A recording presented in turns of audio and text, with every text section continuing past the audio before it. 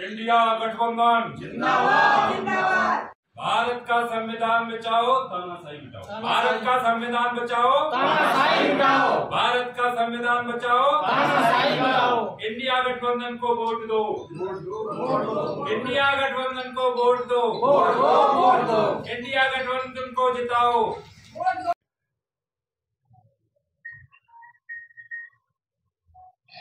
आज जिस तरह आम आदमी पार्टी कार्यालय में प्रेस वार्ता का आयोजन रखा गया, इस प्रेस वार्ता आयोजन का क्या उद्देश्य, क्यों रखी गई? इस प्रेस वार्ता का ये उद्देश्य है कि इंडिया गठबंधन को हमें वोट दिलवाना है आपसे अपील करके, जिससे हम भारत के संविधान की रक्षा कर सकें और तानाशाही मिटा सकें। और ये हमारे आदरणीय संजय भैया ने यूपी के सभी जनपदों में प्रेस कॉन्फ्रेंस के लिए हम लोगों को निर्देश दिया। आगे क्या क्या जनपद के लिए क्या क्या भूमिकाएं हैं आप बनाई है, जीतने के बाद क्या प्रयास होंगे एटा के लिए? एटा के लिए वही प्रयास होंगे जो दिल्ली में हमारे केजरीवाल सर ने जैसे बिजली फ्री की, ये हमने शर्त रखी है इंडिया गठबंधन से।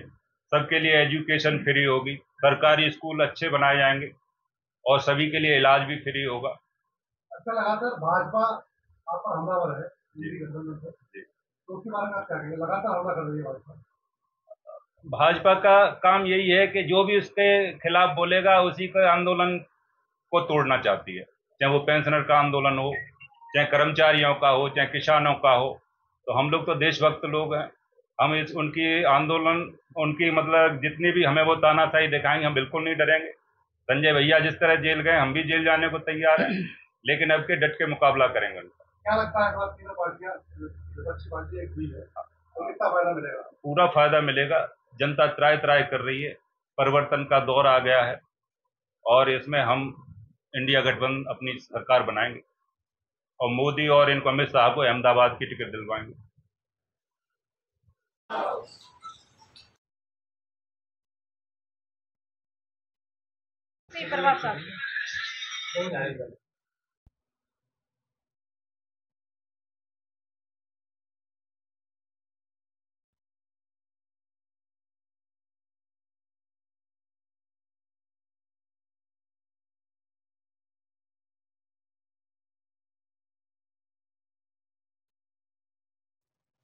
इंडिया गठबंधन जिंदाबाद जिंदाबाद। संविधान बचाओ, मोदी को हटाओ। संविधान बचाओ, मोदी को हटाओ।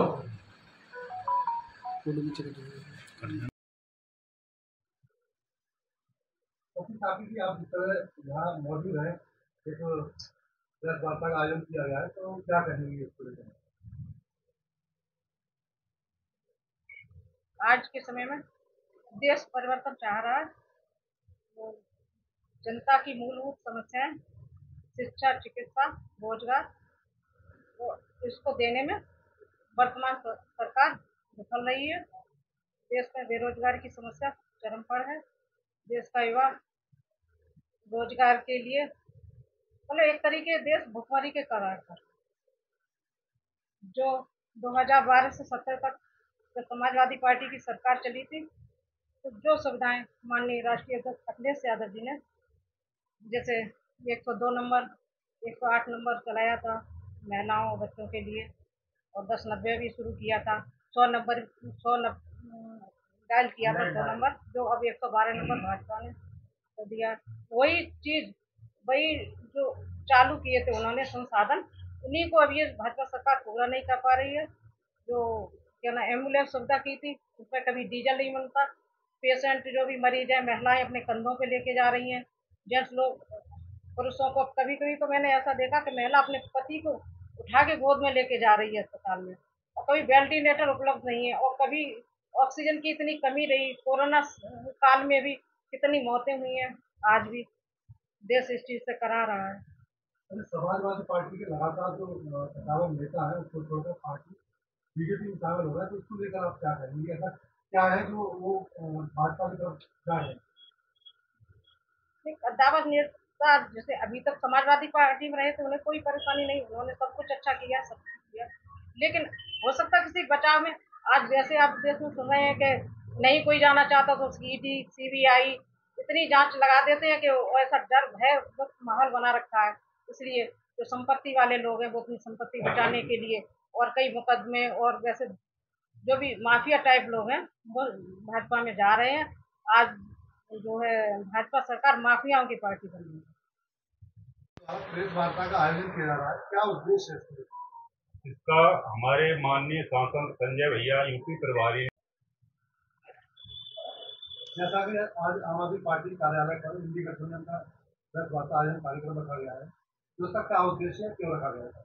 उद्देश्य तो साफ है, ये तानाशाही सरकार है जिन्होंने शिक्षा, चिकित्सा, रोजगार को बिल्कुल खत्म कर दिया। युवा भटक रहा है। अग्निवीर जैसी योजना लाकर खुद को पेंशन लेना चाहते हैं सांसद बन के 5 साल के लिए, वो 4 साल की नौकरी देकर उनको पेंशन भी नहीं देना चाहते हैं। ये देश की सेवा करेगा उसकी ये दुर्दशा करने पे लगे हुए हैं। किसानों के आंदोलन को कुचलने का काम करते हैं। किसानों को इन्होंने दुगनी आय देने का वादा किया, कुछ नहीं किया। इनका आप 2014 का मैनिफेस्टो उठा के देख लें कि अपने उसमें जीरो है बिल्कुल। लगातार जिस तरह भाजपा हमलावर हो रही है इंडी गठबंधन पर, तो उस विषय में आप क्या कहेंगे? देखिए, जो जाता है वो तो हमलावर तो करेगा ही हमला। कहते हैं ना, जो जा रहा है वो तो जानी बिल्ली खम्बा नोचे, उनके पास कोई चारा नहीं है।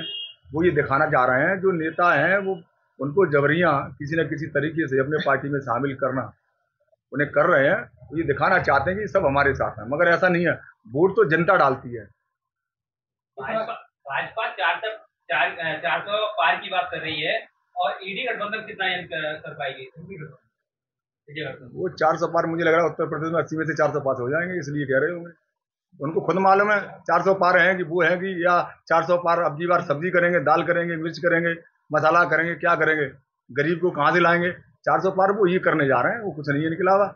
जिस तरह इन्होंने 2014 में एक नकली लाल किला बनाया, उस पर खड़े हो गए।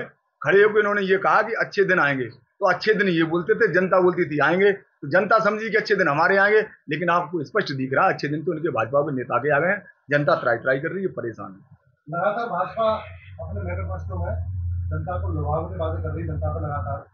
तो इस विषय में क्या कहेंगे? तमाम वादे किए हैं और क्या कहेंगे?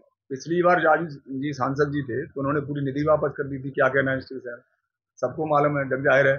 और रेलवे लाइन की जो बात है जैसे उठती है एटा में, तो वो तो जवाहर तापी परियोजना आई है, एनडी तिवारी जी देखे गए, अखिलेश यादव जी ने उसका उद्घाटन किया। इस वजह से बड़ी रेलवे लाइन आ रही है। इनका तो कुछ है ही नहीं। और सफेद हाथी आपको दिखता है हॉस्पिटल, बताइए यहाँ से कितने मरीज परेशान है, कुछ सुविधा नहीं मिल रही है बेचारों को। आज भी लोग परेशान है।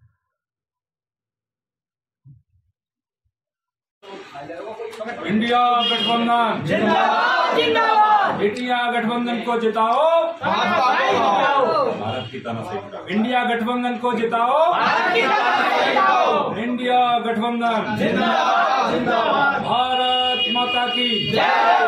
वंदे मातरम।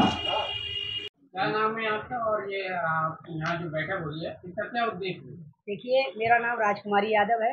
ये बैठक होने का उद्देश्य ये है, इंडिया गठबंधन को जिताना है और प्रत्येक जनता को हमें इस प्रेस वार्ता के अनुसार बताना है कि हम लोगों का गठबंधन हो चुका है और गठबंधन में हमको बीजेपी को हराना है और सपा प्रत्याशी को जिताना है। ये सभी महिलाओं से, सभी बहनों से, सभी माताओं से, सभी देशवासियों से मेरी अपील है कि यदि किसी भी तरीके से बीजेपी जिता दी तो आप निश्चित समझ लीजिए कि संविधान बदल जाए। और संविधान लगातार भाजपा ये कह रही है आपका गठबंधन है, गठबंधन है, इस विषय में क्या कहेंगे? देखिए, जो भाजपा है इतनी डरी हुई है गठबंधन से, इतनी डरी हुई है कि वो ये नहीं समझ पा रही है कि मुझे क्या करना चाहिए। उसने क्या किया कि सीबीआई और सीडी का लेके सहारा एक, और जो भी आवाज अपनी लोकतंत्र की बात को करना चाहता है उसको दबाने का काम कर रही है। जैसे मेरे माननीय केजरीवाल जी से इतनी डरी हुई है कि उनको जेल भेज दिया। यदि ऐसा ही है तो बाहर निकाल के देखो, एक शेर आ गया, इस शेर के वजह से तो पूरा देश दहाड़ रहा है। इसलिए मैं आप सभी लोगों से अपील करती हूँ, पूरे देशवासियों से अपील करती हूँ, जो 400 का सिलेंडर था आज 1200 में मिल रहा है। सबसे बड़ी ये महंगाई हुई। और सबसे देखिएगा, पूरी शिक्षा प्रणाली को बदल दिया है। मैं देखिए जो जाती हूँ और उन्होंने ऐसी शिक्षा को बना रखा है, वो कहते हैं कि सपा ने मतलब शिक्षा को बिगाड़ा है। ये सत्य बता रही हूँ 3 नंबर का 33 नंबर कराते हैं, बच्चे कुछ भी नहीं पढ़ रहे हैं और 2 महीने में एग्जाम करा देते हैं। सबसे बड़ी शिक्षा नीति को बदला है। क्यों बदला है? कि छात्र कोई पढ़ लिख के संविधान के बारे में उससे हिसाब न ले ले। आप आम आदमी पार्टी से वरिष्ठ नेता है, महिला वरिष्ठ नेता है, तो कितना फायदा हो सकता है इंडिया गठबंधन को इस चुनाव में? आप ये समझ लिए पूरा चारों की चारों सीटें इंडिया गठबंधन को यहाँ से जा रही है और मुझको पूरा विश्वास है, पूरी जनता इस तरीके से कह रही है, किसी तरीके से बीजेपी को भगाओ। भाजपा सरकार 80 उत्तर प्रदेश में 80 सीट का ये बात कर रही है, 80 सीट पूरी निकाल के ले जाएगी, लेकिन मतलब इस पे क्या कहेंगे आप? देखिए, मैं इस पे ये कहूंगी, भाजपा यदि मशीन में हेरा फेरी न करी तो 80 की मैं यहीं पर कह के जा रही हूँ 40 भी उत्तर प्रदेश में ले ले तो ये मैं गारंटी देती हूँ। जनता इतनी दुखी है, जनता इतनी त्राहित है। क्या आपको लगता है ईवीएम में कहीं ना कहीं गड़बड़ी है? ईवीएम में ये गड़बड़ी है कि ईवीएम में जो हम वोट डालते हैं वो सही है, जब ईवीएम इधर से उधर जाती है तो ईवीएम में डिब्बे बदले जाते हैं। ये ईवीएम में कमी है, इसलिए ईवीएम की कमी को लोग नहीं खोज पा रहे। ये सरेआम मैं चेयरमैन की प्रत्याशी बनी, मैंने यहाँ से देखा जबरदस्ती बीजेपी के प्रत्याशी को जिताया गया, जबकि सपा का प्रत्याशी यहाँ से जीत रहा था।